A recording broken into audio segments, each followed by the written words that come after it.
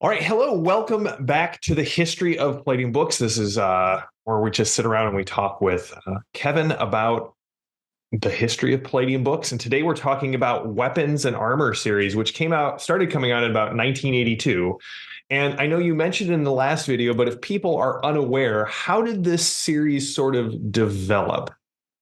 So yeah, just a quick recap. So I originally developed my game rules for Palladium Fantasy, but to do the game the way I felt it had to be done, to do it right, I needed like 10, 12 grand, which I didn't have.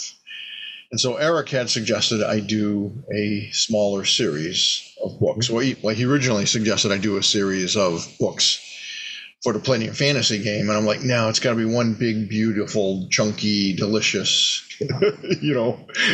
entree, and not a bunch of little snacks. Yeah. So I came up with the mechanoids, and one of my good friends from the Gaming Center, who was also one of the co-founders of the Gaming Center, who was on the board of directors, was Matthew Ballant. And Matthew Ballant was very much into history and research and really got into ancient weapons. Yeah. So we go to Gen Con or Origins. It probably was Origins first. It's always before Gen Con. So we went to Origins, and he and I are sharing a table. And I have my first book, Mechanoid Invasion. And he's got this little weapon compendium kind of thing that he calls just simply weapons. And this is comic book size, so this is even smaller. Yep. Mine's $3.75. His is $4. But this is before computers and things, so most people don't know what a lot of weapons are. And Matt, being a maniac, he created this beautiful little weapon compendium. Oh yeah, that has 700 real world weapons from mostly medieval, but all throughout history. Yeah. Before gunpowder. So you have pole arms and swords and daggers and axes and spears and warhammers, you name it, it's in this book. And the cool thing was, like with swords and things, it would even, and there's simple little drawings. Yeah. And I don't know if you can see it clearly, but there's like these little hash marks showing exactly where the blade is, because not all swords, for example, are sharp on both sides. Right. Or the entire length of the blade, right? Some of them are correct at the end. Exactly. So he had this beautiful little guide. He never anticipated being the huge hit that it became, because he limited it to like 500 signed and numbered copies. He did all the art himself, which is simple but very accurate, very good. Yeah. We would go on to use it forever. Looking at that, I remember like the Heroes Unlimited Revised had a ton of that art in there, and Palladium Fantasy had a ton of that art in there. So what happened is we're at this convention, and for every one of these that I sell, Matt's selling 4 or 5 of these. Yeah. And I could see the value immediately, even before we went to the convention. But people would pick this up and go, oh my gosh, yeah, I need this. Here's my $4. So Matt's delighted. He's selling a truckload of these. And on the drive back, because Matt and I rode up together in his little Capri, I'm like, Matt, we got to do something with this. There's so much potential here. Yeah. And he's like, well, like what? And I said, I don't know. Maybe we do a bigger book, like the comic book format. And he goes, but there's not enough material in it. And I said, well, what if we added some stuff to it? And he goes, Kev, I've done gazillions of these weapons. There's, maybe there's another couple dozen things that I missed. That's not going to fill up even a 48-page book. And I'm like, hey, what if we included armor? We could call it, Weapons and Armor. Weapons and Armor. And he liked the idea. And he's like, sure. And he had a friend of his, Mary Walsh, who was a good artist, near professional quality. And he said, you mind if Mary does the art? And I said, well, her inks are kind of weak. And he goes, well, what if she does the pencil art and you do the inks? And I'm like, yeah, that works. We could do that. So like a year later, we come out with, weapons and armor, and there's all this cool, there's the armor part, for example, just there's like 30 different pieces of armor in that book. And then we've got, the 700 different weapons. And that was our first real secret hit. I think I printed 5,000 copies. We sold out in a month or two. I printed some more. We sold out in a month or two. And I'm like, holy moly. And we just kept printing them. And the more the word got out about it, the more we're selling. So, then Matt's like, hey, Kev, can I do another book? And I'm like, yeah, like what? And he's like, how about weapons and castles? And I'm like, yeah, that'll be great. And so we do a weapon and castle book.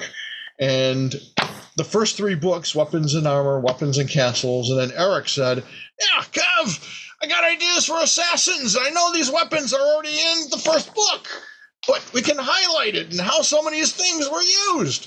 And I'm like, yeah, sounds cool. Do it. Those first 3 books, we sold in like a 5 or 6 year period. We sold 100,000 copies of each. So that was great. Matt was getting a royalty. I was a little generous in the early days because again, it was one of these things where I couldn't afford to pay Matt for his research and his art, and same thing with Mary Walsh. So I was giving out percentages of the profits, which there were lots of, which created an incentive to do a lot of other games or a lot of other source books. So we did, and this was a hot book. The art by the first 2 books, I was heavily involved in doing the art. This was sort of an Eric Wojcik pet project where I said, yeah, go ahead, do it. And he goes, yeah, I'm thinking of using Mike Kacharsky. And I'm like, yeah, Mike's fine. Just make sure he follows direction and does what we need him to do. Mike did a great job. And like I said, those took off like crazy. So then Matt's like, I've got like another 15 or 20 weapons I found. And, plus I think we could go in and highlight some of these other exotic weapons, and we could come out with a book called Exotic Weapons, which we did.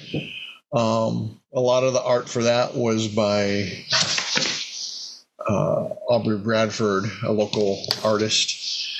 I think Brent Carpenter did some of the art too. And it was just fun to be able to show these weapons, how they're supposed to be held properly, how people use them. Because it's one thing to see a line drawing, you understand where the blade and stuff goes, but it's another to see, how it's held and how it's used. Traditionally used, It helps inspire the gamers who are using, the game masters using these things. Now, these were system agnostic, maybe with an eye towards Palladium Fantasy and D&D at the time, like damage wise, or how did that kind of play out? Were there any because the ones I've seen obviously had mechanics attached to them, right? Like here's how many dice of damage that they do. Does you get a bonus to parry or strike because of the balance? But at this time, was this system agnostic, or was this designed with something? Well, that was part of the genius that Matt did. From the very beginning, it was designed for use with any system. So he's got damage values and penetration values, I think. Although I might have come up with that for the contemporary weapon book.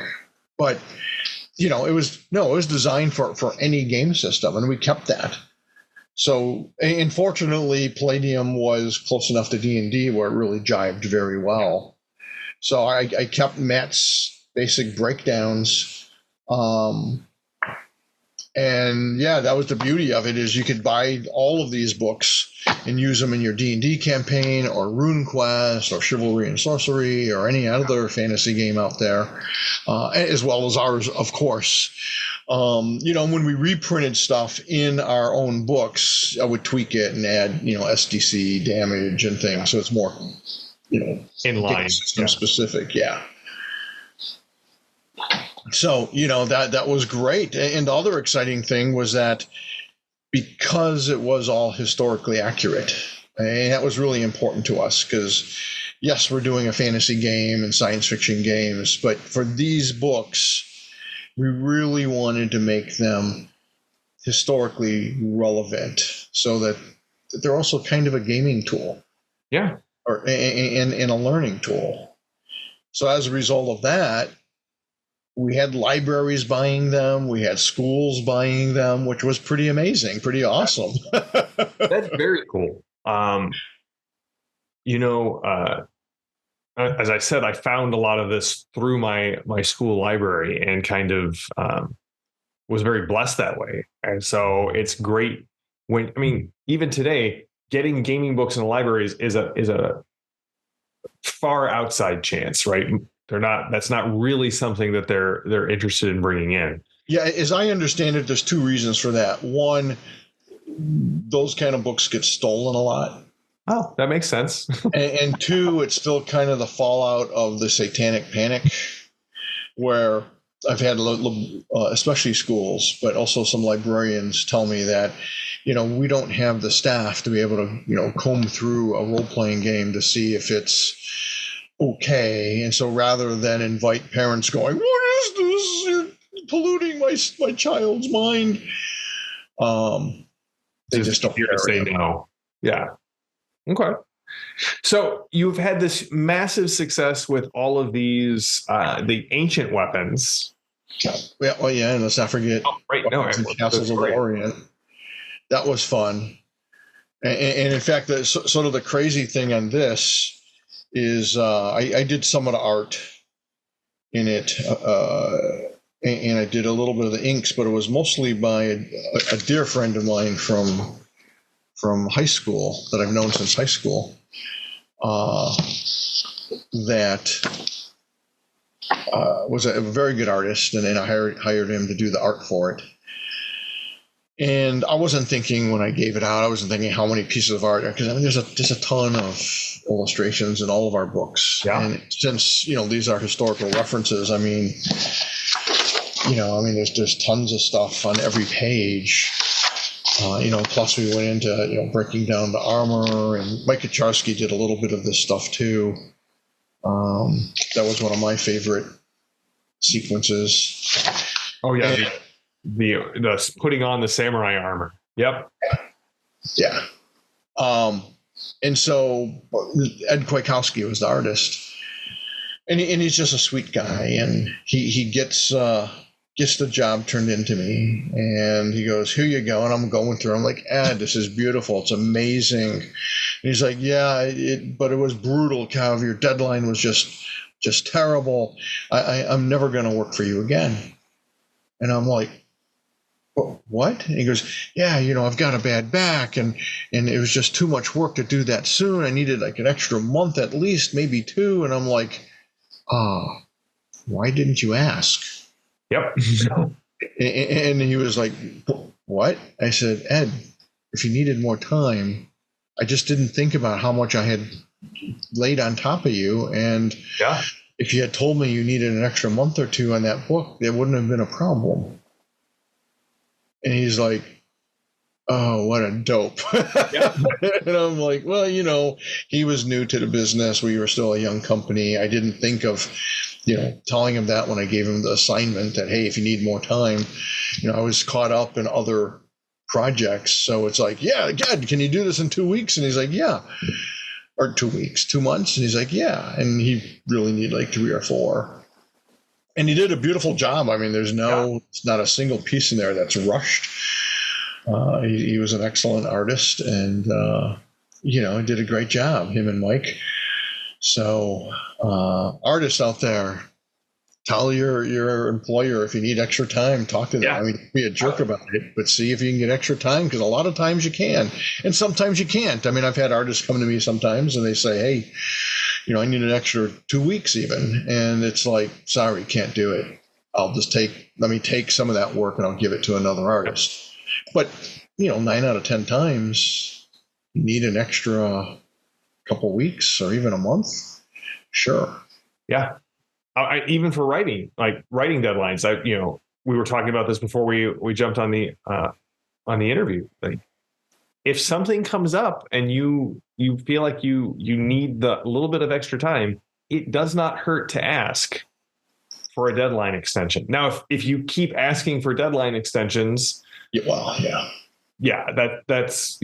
once in a while is reasonable, but don't fear going to somebody who's hired you for this and saying, hey, to get this done right, because of this other stuff, can I have? Yeah, always ask, never demand.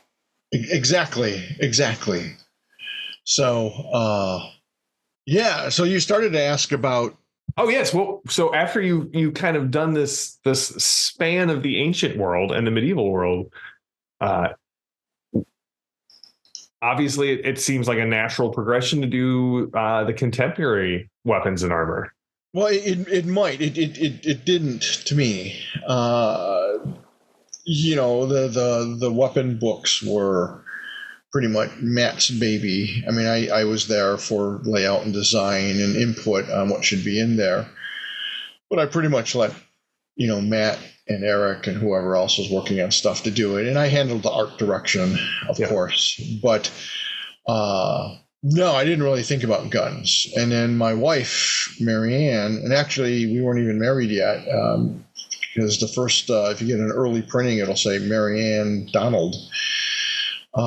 Marianne had been in the Army, and she knew a lot about guns and liked guns. And she said, hey, Kev, what if we did like a book on contemporary weapons? Pistols, rifles, revolvers, machine guns, that kind of thing. And I'm like, oh man, that'd be a ton of research. And she's like, well, I'll do the lion's share of that. And I'm like, that'll be a lot of art.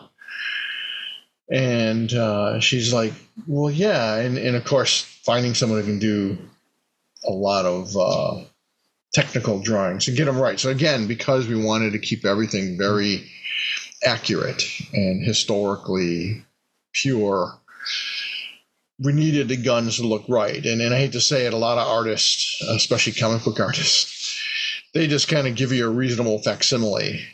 And in fact, if you look at some early comics, sometimes that pistol looks almost like a bar of soap carved in a prison. And, into the shape of a gun. So I needed someone who could do it right. And I didn't really have that someone. So that turned into me. And I did something in the neighborhood of like 280 or 300 freaking drawings. It's a lot. It made me never want to draw a gun again. But again, the book, was beautiful. Those are all mine. Same thing with rifles and shotguns and whatever else. And we even had some pages with cutaways. Yep. And the funny part is, when I first started doing it, I'm like, this is great. I love doing guns. And about 150 in, I'm like, this is awful. I hate doing guns. So those images got reprinted in the Heroes Unlimited book. And I bring that up because my dad still tells the story. I was probably 12 because I got my copy of Heroes Unlimited revised when I was 10 or 11. And again, I poured over it, making characters, not really understanding that it was a game at the time. But we're in downtown Chicago, and I remember we're crossing the street, and there's a police officer there.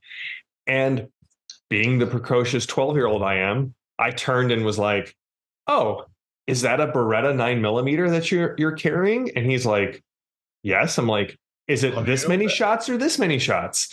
And he's like, well, it's this one. And he's like, do you go to the gun range? And my dad's like, no. He's like, are you interested in shooting? And I was like, no. He's like, well, how did you know all of this? I'm like, oh, well, I have this book that has all of these images that apparently I've memorized.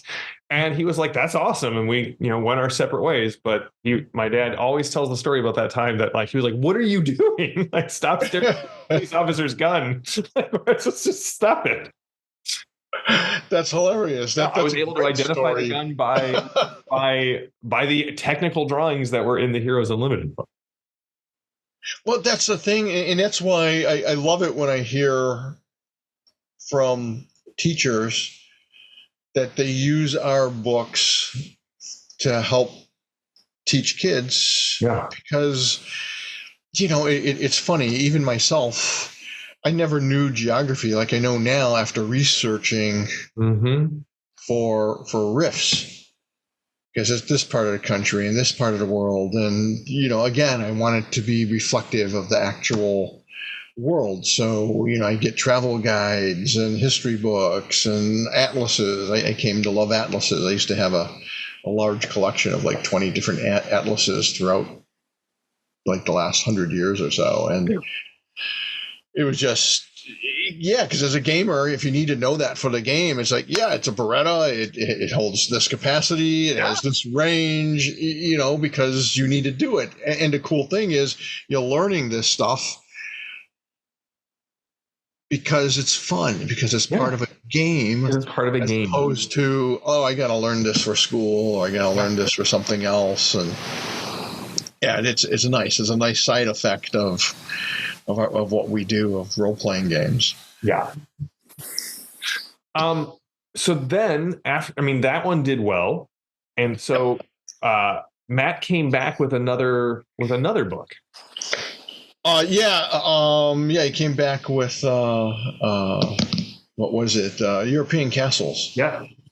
Which I don't have an original printing of. I couldn't find. I'm sure I have one buried someplace. But yeah, here's the new version, the new cover. Mm-hmm. And with all the same original material. Yeah, and the layouts of the castles and the floor plans, and this helped me a lot in. I don't even know that I used it in Palladium Fantasy, but I used it in D&D because remember, like in second edition D&D at like 9th level, players get to build a castle. They get to build a castle, and it was like, well, pick a floor plan. Like, here we go. And now I know where to like have the orcs or the giants come and attack. But right, it just said, hey, build a castle, and they didn't give a whole lot of reference, at least in the core, the core 3. Yeah, well, and who knows what a castle floor plan is, unless you can find some old historical or some current book, but there's not a ton of stuff on castles. Yeah. So yeah, the book did actually. At the time, it was our poorest seller. But when we reissued it a couple of years ago, it's one of our best-selling books for whatever reason. So. Awesome. And then at some point, the weapon books, any book that's out for a while, sales start to wane. And then with the advent of the internet, people can look a lot of stuff up, especially when it comes to weapons and things. Although it's still, really, really handy to have a quick, easy little. I think one of the reasons people really like these is they're so small. You can shove them in your backpack. You can shove them in your back pocket. You can shove it in between your notebook and take it with you. So that can pull you out of the game, or if you're writing something. I always find that if I have a physical book next to me, I'm less likely to fall down the rabbit hole of the internet trying to look something up. I can just stay focused, and I can stay in the moment, whether I'm a GM or I'm writing or I'm playing. But at some point we thought, well, what if we reconfigured much of that material and come out with the compendium of weapons, armor, and castles. And the cool thing with this is Kevin Long did a lot of really great artwork for it. Again, based on, in fact, this is funny because at some point, I believe it was this piece where somebody on the internet accused Long of tracing and copying someone else's work, because there was a very similar illustration in some other book, and maybe even close to, it was a different style, but close to identical. And we're like, dude, it's a real piece of armor sitting in the British Museum, I think it is. It might have been a German museum. Yeah. Clearly, we used the same reference. Yeah, 100%. Clearly, Long put in different shadows and shading and stuff, so it's not a tracing or a copy of this other guy's work. It's both people went to the original piece and went, right, I would like to render this. Yeah, and in whatever museum it's in, I mean, it's posed like that. So it's a no-brainer just to kind of, here's a line drawing of it. Nice illustration. Yeah. But yeah, there's a bunch of cool stuff. I think we added a few different weapons. Most of the new illustrations are of armor to give people a better idea. I remember that Greek warrior, again, right? Ancient Near East is my love. Just wonderful pieces of art in there. And so just kind of, it's a 224-page book. It covers a bunch of the little books. I don't think it's everything, but it's a lot of it. And it did, okay. It did sold nothing like the little books. Again, I think there's a certain niceness about these, because you can say, okay, I need the weapon book, or I'm doing castles, so I need these two books. Toss them in my bag and go. And they're right there. I mean, you say, I need my castle reference, and you just pull them out, as opposed to, let me flip through. Was that in the back of the book? Oh yeah. Yeah. I there's just something really nice about the smaller books. Now on the weapon compendium, we did decide a few years later to do a large paperback version of that, and then we had so many, we let it go out of print because we weren't keeping up with the technology. I mean, when we first did the original contemporary weapon book, it was very much contemporary. Hell, in part of our development budget, I think we spent like $1,500 just on Jane's military reference books, because they were definitive authority on weapons. And, it was great. Those books were amazing. But fast forward, 20 years, yes, all these weapons in this book still exist, and you can get them. An average person can track down, a lot of these things.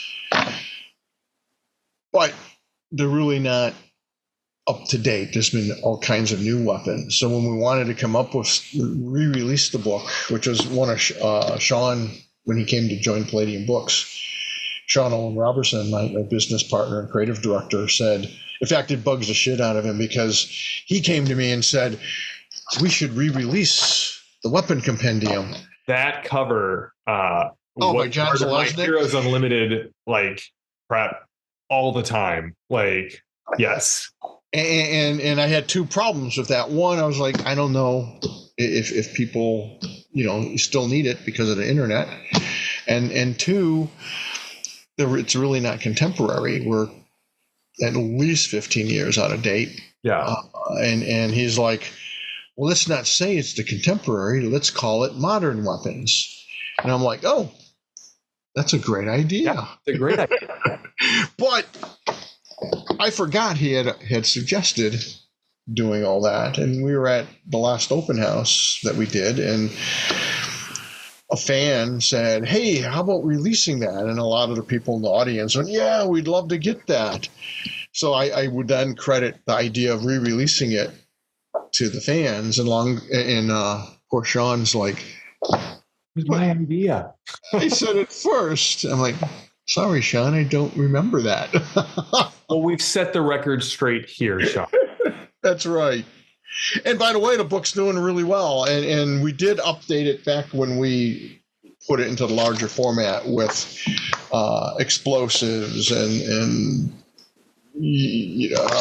flamethrowers, I remember launchers, and anti-tank guns, and we even added more body armor and different kinds of mortars and rocket launchers, and even included a few tanks and APCs, light armor, because SWAT uses some of that kind of stuff. And if you're in a military conflict, it's a great reference to have for your role-playing game, especially for superhero games. Oh yeah. I mean, it was that, and the core rule book went everywhere with me when I was running Heroes Unlimited. Well, and on top of that, I mean, this is a great reference. It's especially, again, fast forwarding to today. We've got all kinds of books. Nightbane, The Dead Rain, Beyond the Supernatural, Systems Failure, all of which this is a magnificent reference for. And they're still, that's designed so it's easily adaptable to other game systems. Well, Kevin, thank you so much. We'll be back. So our next one, we talked about the origin of the Palladium system, but we're actually going to get into Palladium fantasy and dig into that. Talk about the world, talk about the defilers, the design, how it came out.